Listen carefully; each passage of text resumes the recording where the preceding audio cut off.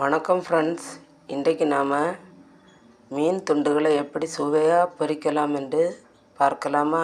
அதற்கு பெரிய 10 துண்டு மீன்களை எடுத்து அதற்கு தேவையான பொடி உப்பையும் போட்டு 1 ஸ்பூன் மிளகாய் வற்றல் பொடியையும் போட்டு 1/4 ஸ்பூன் மஞ்சள் தூள், 1/4 ஸ்பூன் ஜீரகப்பொடி, 1/4 ஸ்பூன் நல்ல மிளகாய்த்தூள் இவைகளை சேர்த்து தூவவும். அதன் கூட ஒரு 2-3 பல் பூண்டை பேஸ்டாக்கி அதனையும் சேர்த்து நன்றாக பிசைந்து கொள்ளவும். 1 ஸ்பூன் எண்ணெயும் சேர்த்து பிசையவும். இதை மசாலா புரட்டி 10 நிமிஷம் ஊற வைக்கணும். 10 நிமிடங்கள் எண்ணெயில் ஊறிய மீன் துண்டுகளை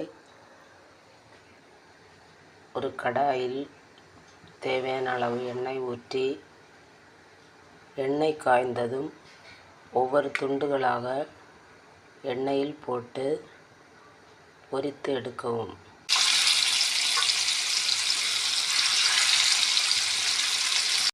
தீயை மிதமாக வைத்து கொள்ளவும்.